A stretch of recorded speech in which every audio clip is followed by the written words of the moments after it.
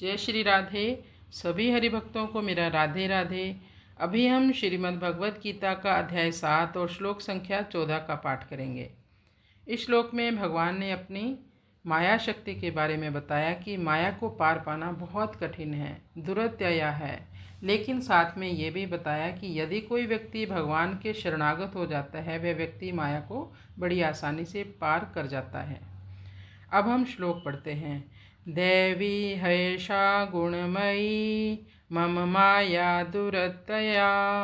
देवी हयेषा गुणमयी मम माया दुरत्यया। मामेव ये प्रपद्यन्ते मायामेतां तरन्ति ते। मामेव ये प्रपद्यन्ते मायामेतां तरन्ति ते। देवी हयेषा गुणमयी मम माया दुरत्यया। मामेव ये प्रपद्यन्ते मायामेतां तरन्ति ते। भगवान बताते हैं ये जो माया है ये दैवी है। भगवान की माया कोई भी वस्तु जिसकी भगवान से सृष्टि हुई है, किसी भी वस्तु की उस वस्तु में विशेष गुण होते हैं। भगवान ने इसी अध्याय में बताया कि मेरी 2 प्रकार की शक्तियाँ हैं, पराशक्ति और अपराशक्ति। जीव किस शक्ति में आता है? पराशक्ति में। परंतु जीव के ऊपर माया का आवरण होने के कारण उसकी चेतना ढक जाती है, तो शुद्ध जीवात्मा माया के वशीभूत होकर अपना स्वरूप भूल जाता है, नित्य आनंदमय स्वरूप को भूल जाता है। फिर वह अपनी पहचान शरीर से करने लगता है, जबकि आत्मा नित्य मुक्त है, नित्य शुद्ध है, आत्मा सच्चिदानंद है।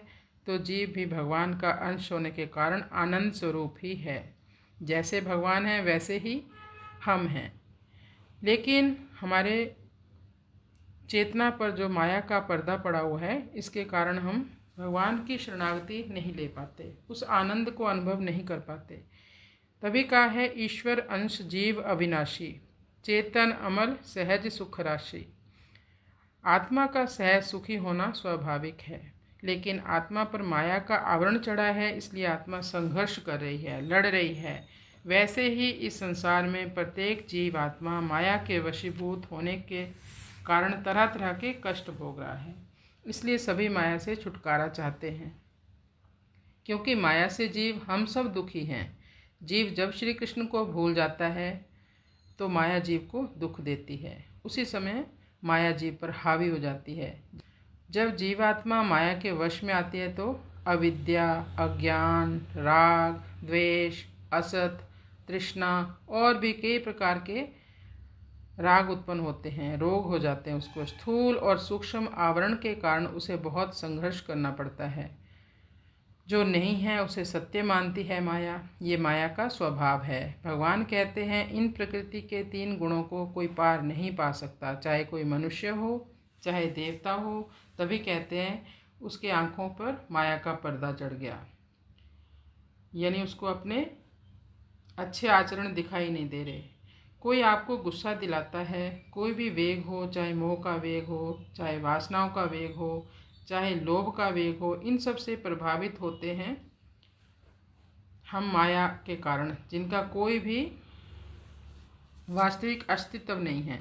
लेकिन शुद्ध जीवात्मा यानी हम लोग इस प्रकृति से अपना तादात्म्य स्थापित कर लेते हैं, किसी भी वस्तु को अपना मान लेते हैं। ये अपना मान लेना ही माया है, यही हमारे दुखों का सबसे बड़ा कारण है।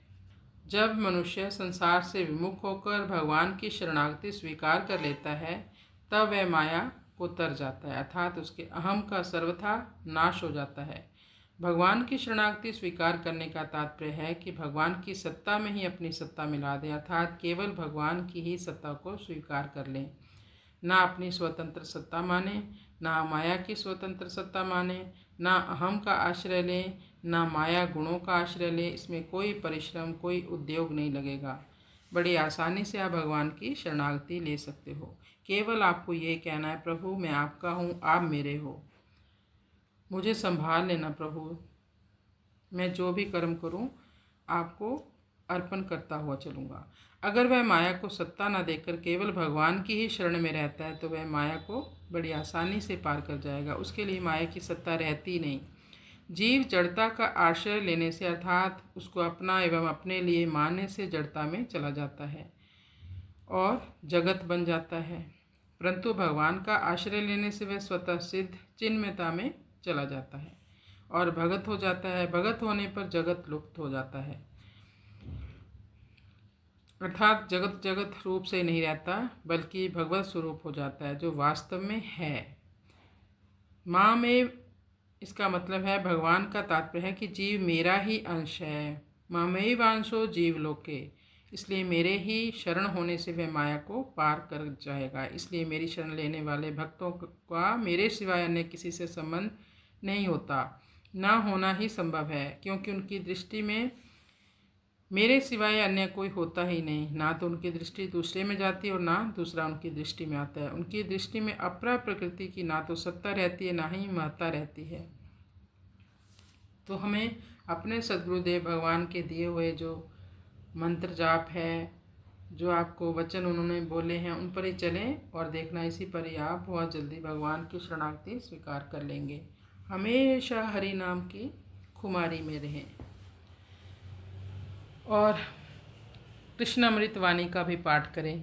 कृष्ण नाम सब साज सजाया, कृष्ण नाम हर रूप समाया, कृष्ण नाम सब खेल रचाया, कृष्ण नाम की है सब माया, कृष्ण नाम जिस प्राणी गाया, कृष्ण नाम से ही यश पाया, कृष्ण नाम जिस भक्त दे आया, कृष्ण नाम तिस हृदय पाया, कृष्ण नाम जप रे मना, रह गई थोड़ी और अंत समय पछताएगा, कोई न चल सी जोर।